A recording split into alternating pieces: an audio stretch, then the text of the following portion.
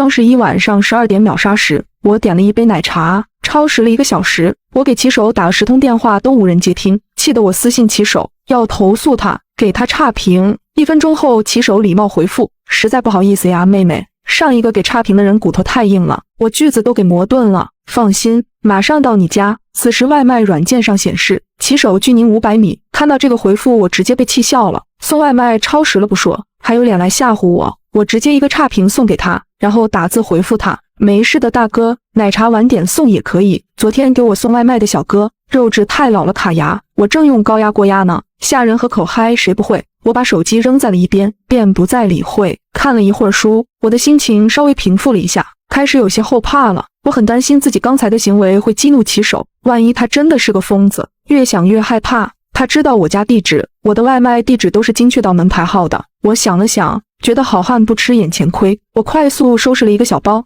蹑手蹑脚地打开了门，去了对面的603。这间房是我准备毕业后用来干直播的，比较清静，户型小。我没有告诉过任何人。过道里漆黑一片，我放轻了步子，竭力控制自己不惊动过道的声控灯。突然5楼有人咳嗽了1、2声，接着是重重的脚步声，有人上来了，我的心狂跳起来。我赶忙跑到了603，关上了门。是那个骑手来了吗？我悄悄地转过了身子，把眼睛贴在了猫眼上。一个穿着明黄色衣服的小伙提着一杯奶茶，他神色如常，没有丝毫愤怒的样子。他看了眼楼道的号码过后，就急匆匆地上楼了。我松了口气，原来不是给我送奶茶的骑手呀，真是自己吓自己。我擦了擦额头的汗，准备在沙发上将就一晚，明天再想办法。手机铃声突然响了起来，这突兀的一声响，在黑夜显得格外可怕。我被吓得一个机灵，连忙把电话挂断了。是住在我楼上的学姐，比我大2届，她人很好，平时对我也很照顾。我刚想给她回个消息，告诉她自己已经睡了，有什么事明天说，学姐的信息就发过来了：酱汁，你的奶茶怎么送到我这里来了？我赶紧打开外卖软件，发现自己居然把地址填错了。我把地址填成了学姐的了，因为上次学姐帮我修过手机之后，我为了感谢她，请她吃了炸鸡，后来又给她点过几次外卖，不小心把她的地址设成默认的了。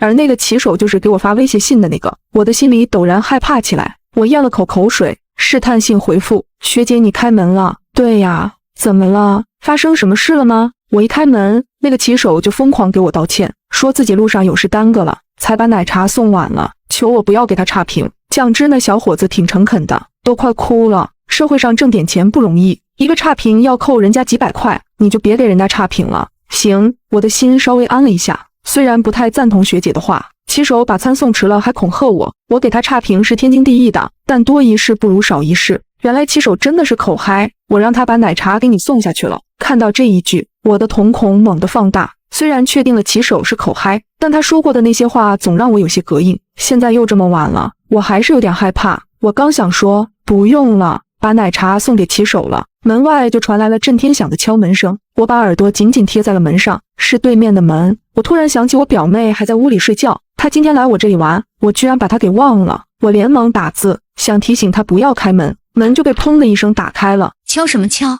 大晚上的还让不让人睡了？表妹的嗓门很大，中气十足。对不起，真的对不起，我是来送外卖的，超时了这么久，真的太不好意思了。什么外卖？酱女士的奶茶。我姐的，算了，给我就行了，你往里面看什么看？别把地给我踩脏了。我心下一惊，表妹说话向来是口无遮拦的，我很讨厌她，但也担心她把这个脑子不太正常的骑手给惹怒了。要是她出了什么问题，我是要承担责任的。我直起了身子，从猫眼往外看，骑手背对着我，昏黄的灯光下，他的衣服脏兮兮的，有几块橙黄色的污渍，看着挺像血的。我刚要仔细看，骑手猛地扭过了头，猫眼里他的脸扭曲变形起来，连嘴角的弧度都诡异了几分，像是能隔着门直接看到门内的我。我被吓得差点惊叫出声，我赶紧捂住了自己的嘴，瘫坐在了门前。门外很久都没有说话声传来了，该不会表妹真的遇害了吧？我强迫自己镇定下来。送到了你就走吧。表妹的声音再次传来，砰的一声，门被用力地关上了，楼梯间又归于宁静。再次看向猫眼时，只能看到一片漆黑。那个骑手走了吗？我的心还是没有完全放下。表妹的消息弹出来了，姐你到哪里去了？是不是一个人偷偷出去玩了？居然不带我，小心我把你的小秘密都告诉你爸妈。你先睡，明天带你玩。你点的那杯奶茶我喝了，喝吧喝吧。